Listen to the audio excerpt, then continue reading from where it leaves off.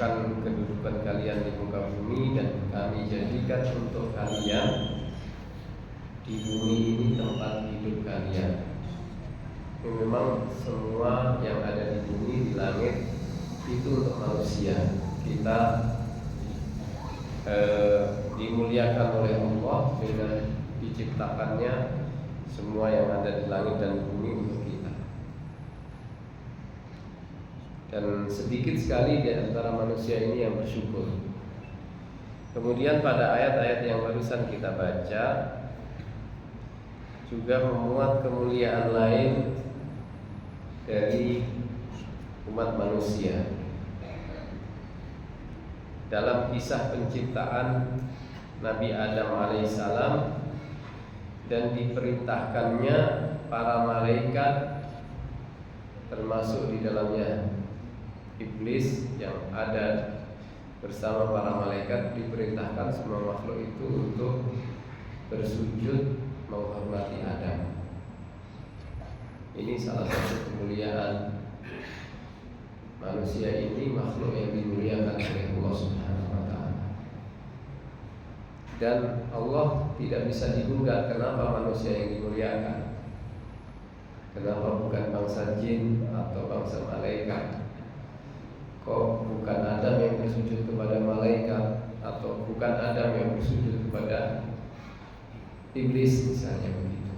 Seperti logikanya iblis, harusnya aku lebih baik dari Adam, begitu kalau logikanya iblis. Tapi perintah Allah itu kewenangan Allah. Allah berhak memerintah, Allah yang menciptakan, Allah berhak yang berhak memerintah, Allah yang punya hak untuk memuliakan makhluk-makhluk yang diciptakannya dengan hikmah dan kebijaksanaan dari Allah, dengan berdasarkan ilmu Allah Subhanahu wa taala. Allah tidak perlu dan tidak boleh ditanya kenapa Allah begini begitu. Tidak boleh dipersoalkan.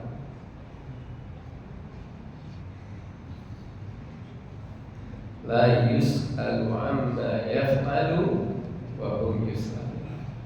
Tidak ditanya Allah itu tentang apa yang dia kerjakan. Allah mau berbuat apapun itu hak bagi Allah, kewenangan bagi Allah, dan kita tidak bisa ikut campur sama sekali. Makhluk-makhluk mau protes ya nggak bisa. Kita nggak punya kewenangan sedikit pun, nggak diberi kesempatan untuk campur tangan. Full semua kewenangan Allah Subhanahu wa taala. Termasuk dimuliakannya manusia. Wa laqad khalaqnakum, kami telah menciptakan kalian. Kami telah memberi nikmat kalian dengan menciptakan asal muasal kalian, yaitu Adam alaihissalam, diciptakan oleh Allah dari tiada. Di sini khalaqnakum, kalian wahai manusia, tetapi yang dimaksud adalah nenek moyangnya. Kadang-kadang Allah menggunakan bahasa seperti itu ketika mengatakan kepada suatu kaum, yang dimaksud adalah nenek moyangnya atau orang tua mereka, leluhur mereka. Dalam hal ini pembicaraannya khalaqnakum, kami ciptakan kalian, tapi yang dimaksud adalah Adam alaihissalam, sebagaimana dikisahkan di dalam surat Al-Baqarah dulu sudah. Wa idh qala rabbuka lil malaikati inni ja'ilun fil ardi khalifah. Wa idh qala rabbuka lil malaikati inni ja'ilun fil ardi khalifah. Atau di ayat lain, wa idh qala rabbuka lil malaikati inni khaliqun basharan min salsalin min hama'in masnun fa idza sawaitu wa nafakhtu fihi min ruhi faqa'u lahu sajidin. Banyak ayat-ayat lain yang senada dengan ini. Allah menciptakan Adam dari tanah liat.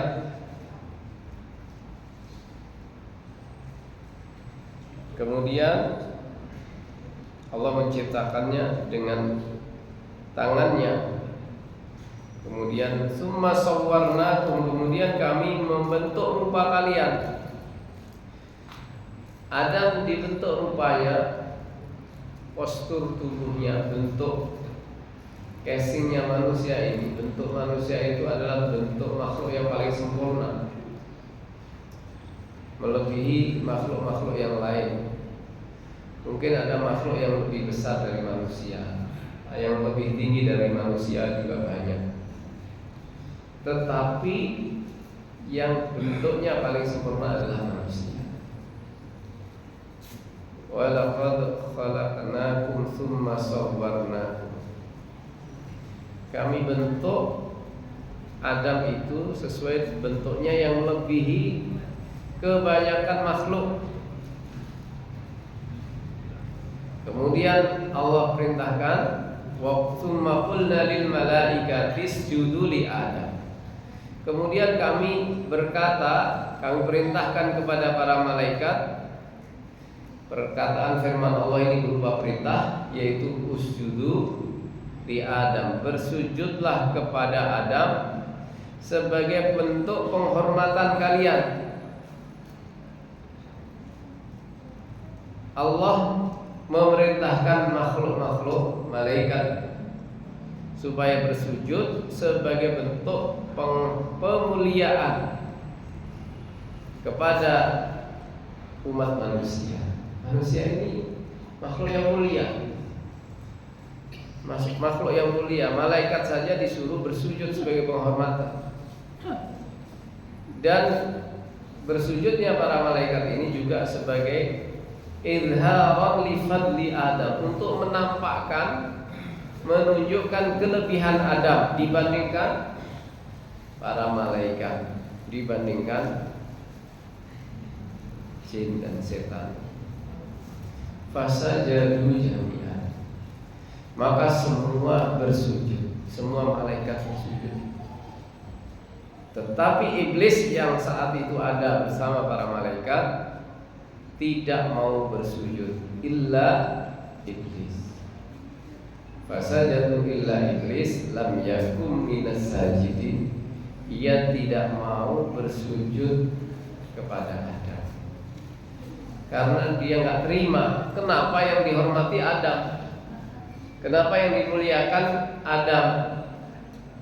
Dia iri. Menurut dia salah Allah itu memuliakan Adam. Yang benar harusnya dia yang dimuliakan. Orang iri itu seperti itu, melihat Allah itu salah. Kok dia yang diberi itu bukan saya?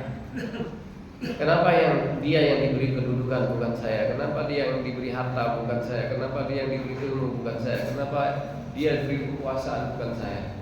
Akhirnya iri. Kenapa nikmat-nikmat itu diberikan kepada dia bukan kepada saya? Harusnya saya lebih berhak. Itulah sifat iri. Iblis iri kepada Adam, hasadan ala hadzal takrim al-azim. Iri kenapa Adam diberi kehormatan yang agung, sehingga seluruh malaikat disuruh sujud kepadanya.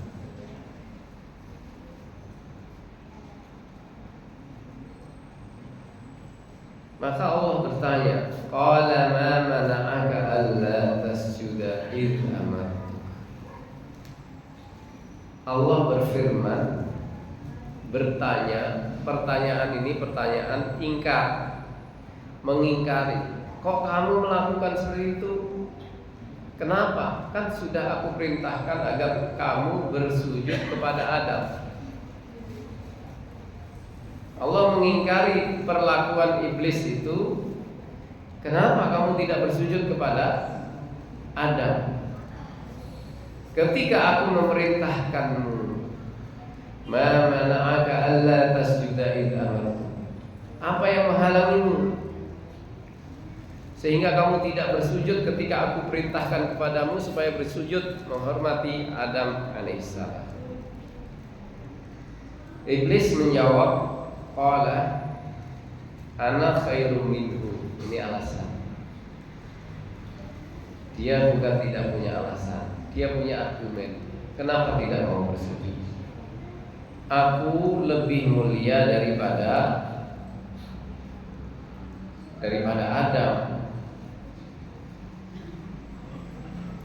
Khalaqtani min nar wa khalaqtahu min tin. Karena aku diciptakan dari api, engkau ciptakan aku ya Allah dari api, sedangkan engkau ciptakan Adam dari tanah. Iblis berpandangan bahwa api itu lebih mulia dari tanah. Tidak sepatutnya api itu menghormati tanah, karena api lebih mulia daripada tanah. Itu menurut logika iblis.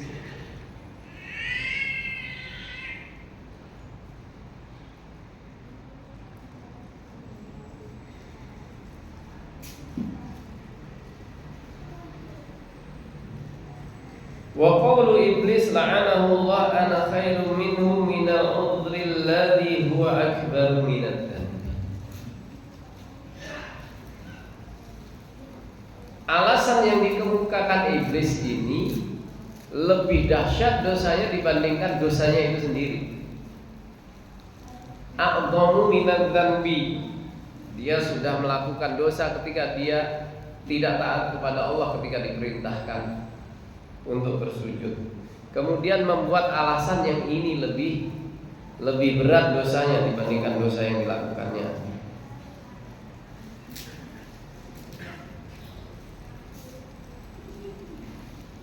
Karena dengan menyampaikan alasan ini dia enggan untuk taat.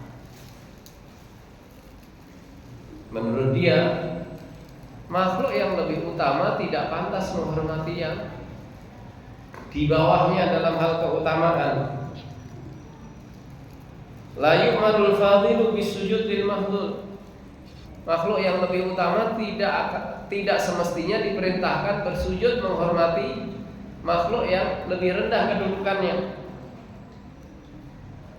Yang dimaksud makhluk lebih utama tentu saja oleh iblis adalah dirinya. Kenapa engkau perintah aku bersujud kepada Adam ya Allah, sedangkan aku lebih utama dari dia? Dia protes kepada Allah. Kemudian dia jelaskan lagi, engkau ciptakan aku dari api, sedangkan engkau ciptakan dia dari tanah. Wan naru asyrafu mimma khalaqtahu minhu wa huwa tin.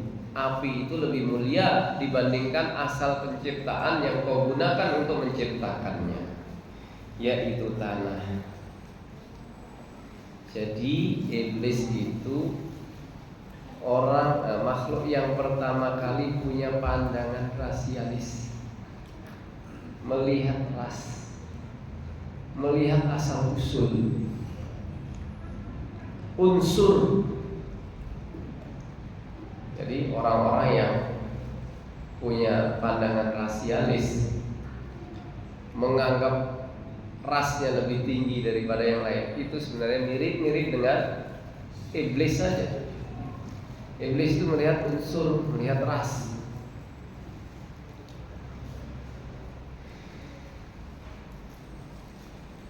Dia tidak melihat bahwa setelah diciptakan dari bahan tanah, ada proses yang berbeda pada Adam dibandingkan makhluk-makhluk yang lain, yaitu Allah memproses Adam dengan proses takrim, tashrif al-azim.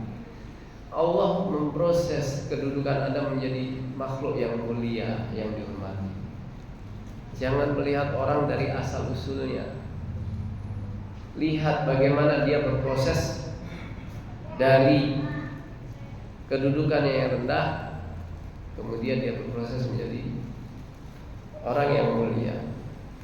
Adam ini mengalami proses pemuliaan at-tashrif al-azim.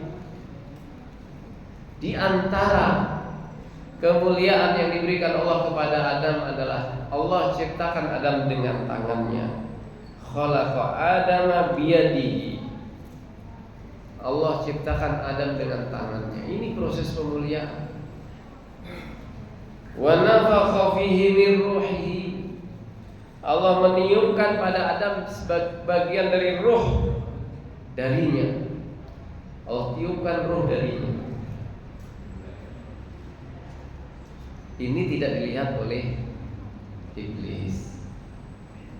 Adapun malaikat adalah makhluk yang setiap diperintah pasti taat, nggak bertanya ini itu. Para malaikat langsung la ya'sunallaha ma amarahum wa yaf'aluna ma yu'marun. Kalau malaikat itu tidak pernah membangkang, diperintah apapun pasti mereka melaksanakan. Sami'na wa ata'na, itu malaikat. Tapi iblis berlogika dengan logikanya sendiri yang sesat, dengan pandangan-pandangan akalnya yang keliru, menggunakan kias fasid, menggunakan analogi atau logika yang keliru, yang salah, logika yang sesat. Untuk apa? Nas yang datang dari Allah, usjudu li Adam, bersujudlah kalian kepada Adam. Ini kan sebenarnya nggak perlu takwil, perintahnya jelas, nggak perlu dipikir-pikir, dianalogi. Kalau dia taat kepada Allah, laksanakan saja itu. Tetapi iblis mikir dulu, ini nggak logis menurut dia, tidak sesuai dengan kias. Tentu kias yang fasid. Kalau kiasnya benar, nanti hasilnya juga benar. Dia melawan nas dengan kias. Maka hati-hati jamaah sekalian. Kalau nas itu jelas maksudnya, jangan dilawan dengan logika kita sendiri. Nas yang jelas itu, sikap kita hanya satu, sami'na wa ata'na. Sebisa mungkin kita melaksanakan. Fashadza min bainil malaikati litarkis sujudi fahadha ablasa minar rahmati, ayisa minar rahmati fa akhta'a. Disebabkan logikanya yang rusak ini, akhirnya dia menyimpang, mengambil jalan yang berbeda daripada jalan yang ditempuh oleh para malaikat yang taat, tunduk, patuh kepada perintah Allah. Dia mengambil jalan yang berbeda. Dia akhirnya semakin jauh dari rahmat Allah. Dia putus asa dari rahmat Allah. Sangat buruk apa yang dilakukan iblis dengan logikanya yang rusak. Dan mengklaimnya bahwa dia mengklaim bahwa api itu lebih utama dari tanah. Betul atau tidak? Api itu lebih utama dari tanah. Coba kalau dia mau berpikir dengan tawadhu, coba lihat kelebihan tanah. Jangan melihat pada orang lain, pada kekurangannya saja. Lihatlah kelebihannya. Jangan lihat penciptaan Adam dari tanah itu dari kekurangannya, tapi lihatlah bagaimana kelebihan tanah. Tanah itu lunak, lembut, ulet. Tanah itu tempat tumbuhnya tumbuh-tumbuhan berbagai kebaikan. Semua yang tumbuhnya di tanah.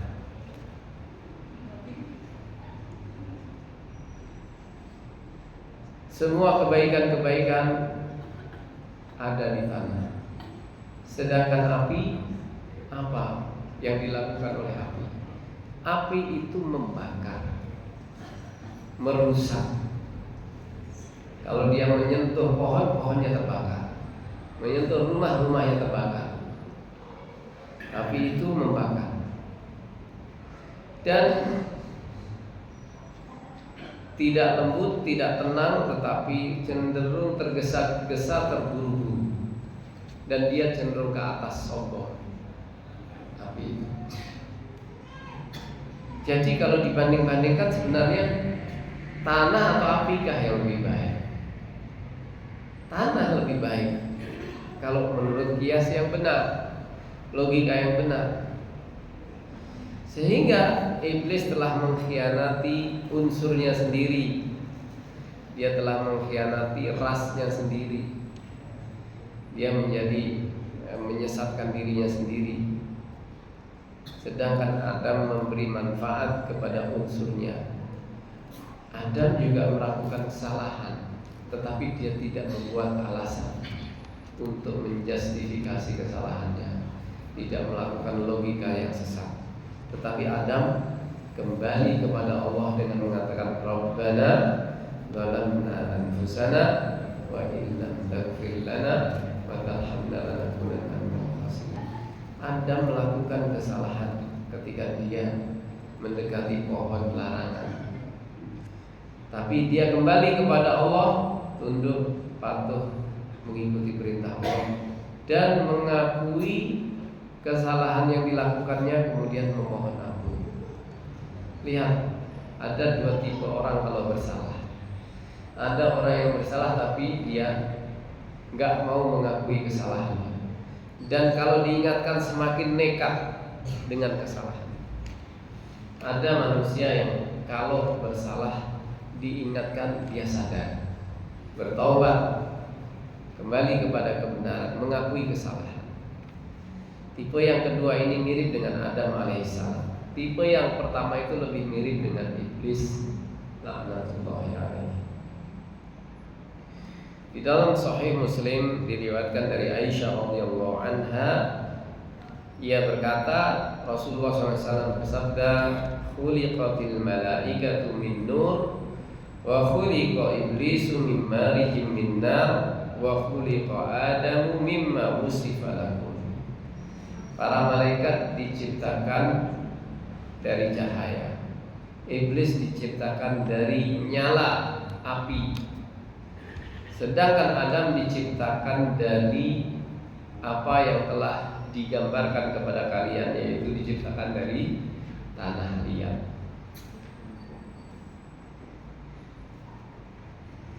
Di sini juga menunjukkan bahwa awwalu man qasa iblis, orang yang pertama kali menggunakan logika adalah iblis. Logika untuk menentang nas dari Allah Subhanahu wa taala itu adalah iblis, dengan mengatakan khalaqtani min narin wa khalaqtahu min tin. Engkau ciptakan aku dari api dan engkau ciptakan dia dari tanah. Al-Hasan mengatakan qasa iblis wa huwa awwal man qasa. Iblis melakukan qiyas dan dia adalah makhluk pertama yang melakukan qiyas, melakukan analogi, menggunakan logika. Wa ma'ubidatis syamsu wal qamaru illa bil maqayis. Tidaklah matahari disembah, tidaklah bulan disembah kecuali dengan alasan kias, dengan analogi, dengan logika.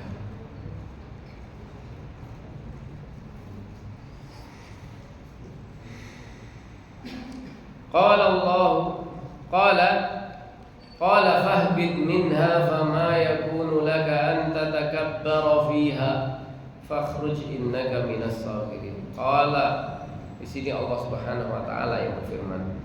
Qala, Allah berfirman kepada iblis, fahbit minha, turunlah darinya, yaitu dari surga. Fama yakunu laka an tatakabbara fiha, tidaklah dibenarkan engkau menyombongkan diri di surga. Keluarlah kamu dari surga. Kamu tidak selayaknya kamu menyombongkan diri di sana. Fakhruj, keluarlah. Innaka minas sagirin, sesungguhnya engkau termasuk orang-orang yang terhina. Orang yang terhina. Jadi Adam enggan bersujud kepada iblis dengan bersujud kepada Adam karena dia sombong. Kesombongan itu sesuatu yang tidak sepatutnya dilakukan, apalagi di surga. Engkau tidak layak sombong di sana, maka keluarlah engkau dari surga. Sesungguhnya engkau termasuk orang yang hina. Orang yang sombong itu balasan yang layak adalah dihinakan. Itu sudah sepatutnya. Iblis menyombongkan diri, maka dia dihinakan. Dan orang-orang yang sombong nantinya akan dihinakan oleh Allah Subhanahu wa taala.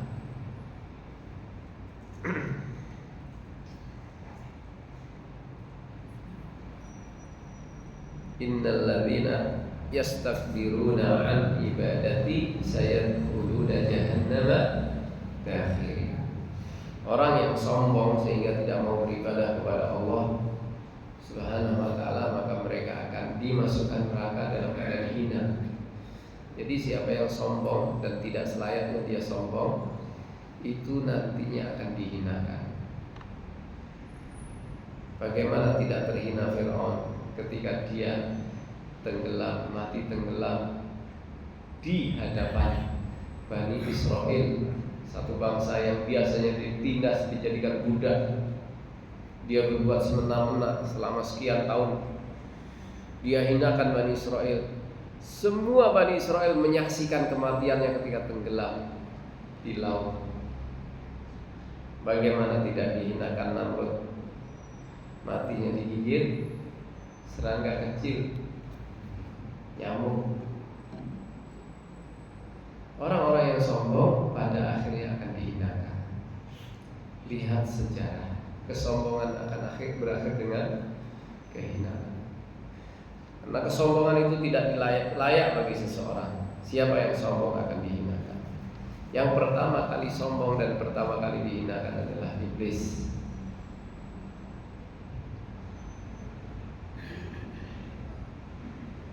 Tidak selayaknya engkau sombong di dalamnya. Fakhruj innaka minas sagirin.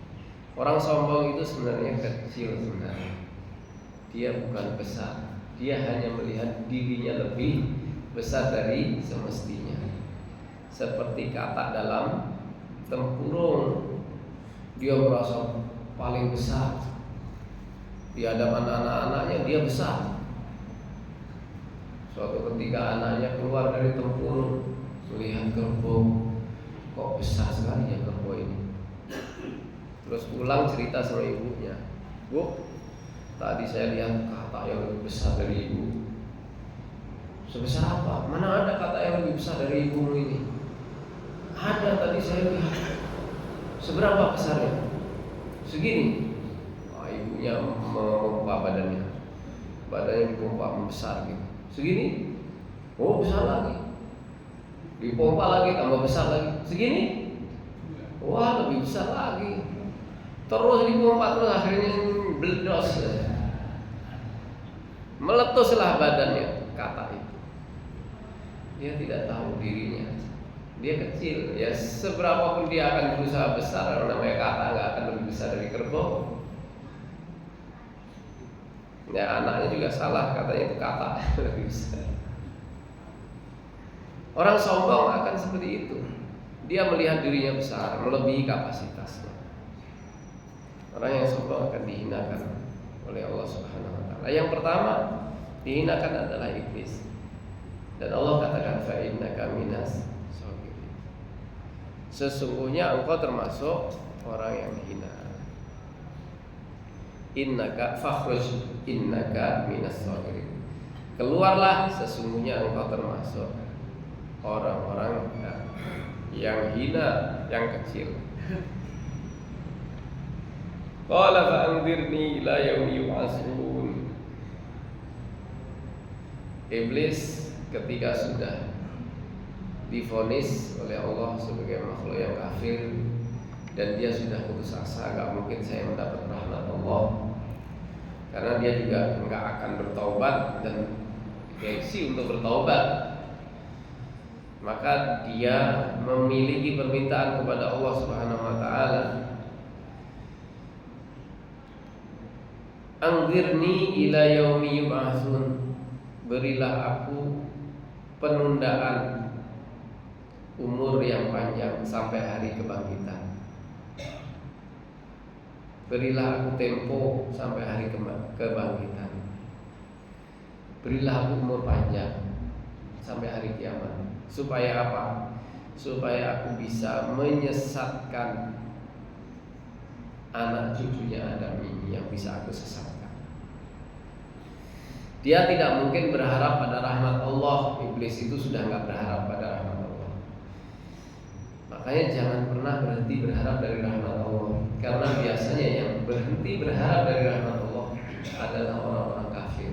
Yang pertama berhenti mengharap rahmat Allah adalah iblis juga.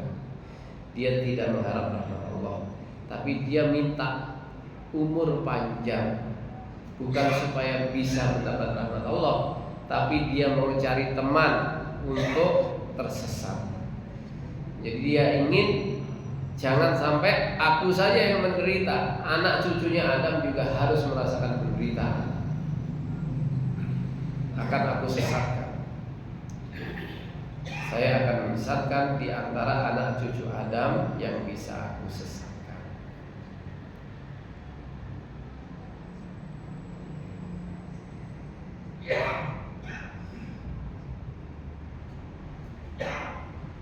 Qala innaka minal munzirin. Jawab Allah berfirman, sesungguhnya engkau termasuk mereka yang diberi penundaan waktu, kamu diberi umur panjang.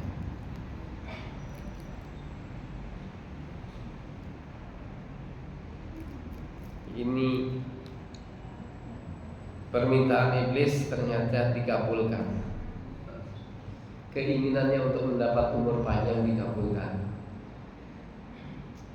Padahal manusia sesoleh-solehnya manusia, ya pasti mati 100 tahun, kurang dari 100 tahun. Kalau Nabi Nuh 1000 tahun, 950 tahun ya. Dakwahnya selama 950 tahun. Sepanjang-panjangnya usia manusia yang soleh, dia mati juga sebelum hari kiamat.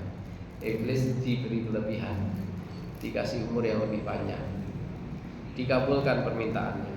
Tetapi bukan itu karena dia mulia, tetapi ada hikmah Allah kenapa Allah memberikan umur panjang kepada iblis. Mungkin sampai di sini dulu.